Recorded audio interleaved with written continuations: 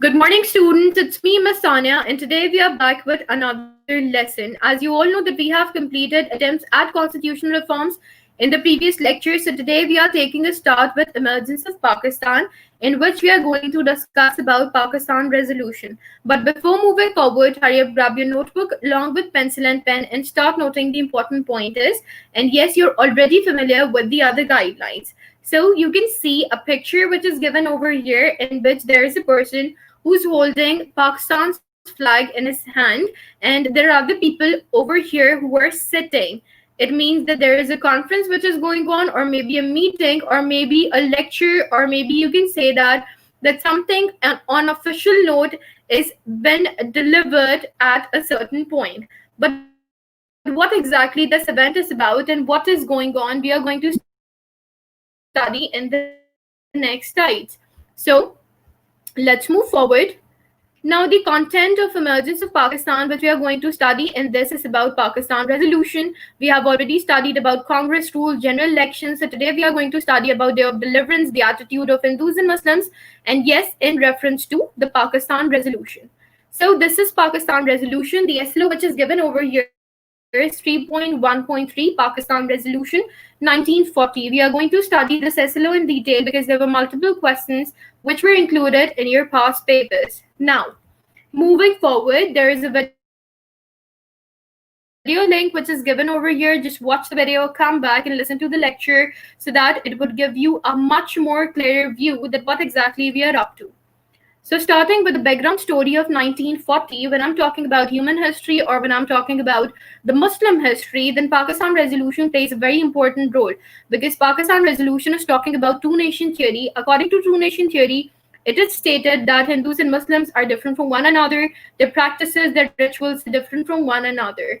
And yes, in the background, all over the story, which is stated over here, let me just give you a brief summary of that. Hindus were neglecting, basically the Congress party, which was the political party of Hindus. It was only speaking in favor of Hindus, it was speaking in favor of Hindu rights, but they were not supporting the rights of Muslims, they were not supporting the rights and each and everything which was related to them. They were not even giving them priorities. So due to this, Muslims started feeling unsafe to live into the subcontinent, and they started asking for their freedom and for their rights. And it was a much more bigger risk in the subcontinent which happened over there in context of Muslims. So 23rd March in 1940, the 27th annual meeting of Muslim League, a resolution was passed about the creation of Pakistan. Resolution is basically a written document in which there are multiple pointers which are stated over there, which basically highlights about that what further you can do to make your country better and to make your country better for all of those citizens who are living over there. The leaders which were involved in general elections, the leaders which were involved in Pakistan Resolution 1940 were, well, there is a picture which is given on the right side, which you can see all of those were the political leaders and important figures which played a very prominent role in Pakistan Resolution 1940. Muhammad Ali Jinnah, Liaquat Ali Khan, Sir Abdullah Haroon, A.K. Fazlul Haq, Chaudhry. Okay, multiple questions were included in sense of MCQs into the past papers, especially of A.K. Fazlul Haq, Muhammad Ali Jinnah, and Liaquat Ali Khan. I will highlight about the MCQs which were also included so that you can keep it into your mind that how many questions were included in the past papers from these types. Chaudhry Khaliqa Zaman, Sir Shahnawaz, Qazi Muhammad Isa, Sardar Aurangzeb, Mrs. Muhammad Ali Johar. Okay. Now, the main objective of the resolution was the state shall exercise its power and authority through the choose representatives of the people. It means that they should exercise their powers according to the authorities which is allotted to them. The second principle is, which states that the principle of democracy, freedom, equality, tolerance, and social justice as pronounced by Islam shall be fully observed. It means that they will be given equal opportunities to practice, and these all are the objectives of Pakistan resolution which we are studying. That either if there is the objective of minorities, that it should be considered in mind that they would be given equal freedom, Muslims shall be enabled to order their lives in individuals and collective sphere in accordance with teachings of Islam and set out in Holy Quran and Sunnah. Now you can see very clearly that you have to spend your life accordingly, and whatever they want to practice, they were having equal rights and opportunities to do so, which was mentioned in the objective resolution. The other point states that adequate provision shall be made for the minorities to freely exercise their religion and develop their cultures. It means that Pakistan is not only made for the majority, that would be obviously Muslims, but yes, Pakistan is the land for minorities as well. They can join us, they can practice their rituals, they can practice each and everything. Nobody will stop them, and everyone will support and respect their rights. Pakistan shall be a federation. It means capital.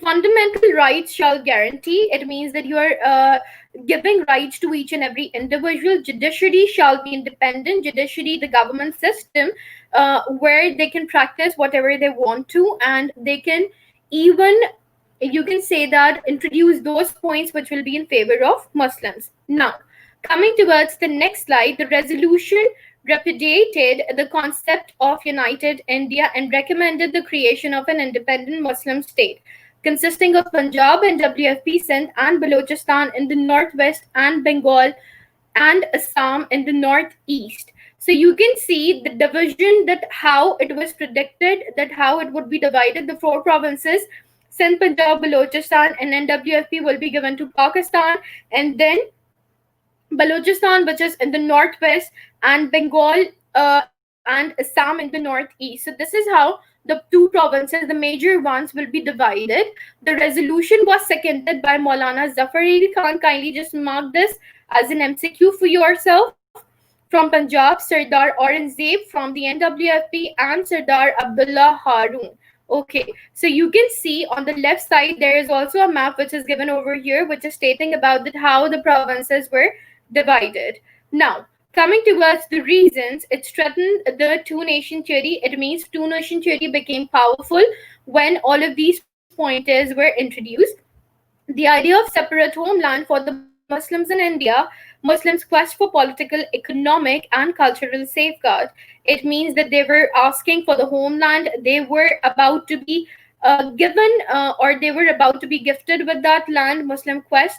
It means quarrels were going on among Muslims and Hindus, politically, economically, and culturally, and they wanted to safeguard their rights. The Muslims, disappointed from the Congress leaders, decided to demand a separate Muslim homelands. They were disappointed with the Congress because they were not listening to them, they were not giving them the rights. This is the main reason that they demanded for a separate homeland. Now, the major features. This resolution was presented by Bengal Chief Minister A.K. Fazlul Haq. Kindly just mark it as an important MCQ for board examination. And seconded by Chaudhry Khaliqur Zaman. Kindly mark this as well for the board examination. The state shall exercise its power and authority through the chosen representatives of the people. The principles of democracy, freedom, equality, tolerance, and social justice as pronounced by Islam shall be fully observed. It means that they're highlighting all of those principles which will be given according in the light of Islam. All of those things will be practiced in favor of Muslims. Muslims shall be able to lead their lives as an individual and on collective level as well according to the teachings of Islam. It means they will be given complete freedom to spend their lives according to the teachings of Islam, and whatever they want to practice, they can practice as well. Now coming towards the reaction on the Pakistan resolution, reaction of Muslim League. So you can see very clearly that when all of these pointers were introduced, so on the right side, this is exactly the reaction, that they were in favor of this. They all were really happy when all of these pointers were introduced. They included themselves, they all joined the protest, they all joined there, and they were supporting the objective of Pakistan resolution. On the other hand, the reaction of Congress was, Raj Gopal Acharya said, the step of Mr. Jinnah is like that two brothers have a fight on some cow and they cut it and divided. So this is a complete heavy statement, or you can say that this is a complete statement which basically highlights that how beautifully Raj Gopal Acharya has elaborated this thing with an example. The cow has been slaughtered and it has been divided among two brothers. This is how beautifully he has presented this idea. Hindu's reaction was better. and hostile. Obviously, they were aggressive. They were not in favor of this. This is the main reason Raj Gopalacharya have stated this thing.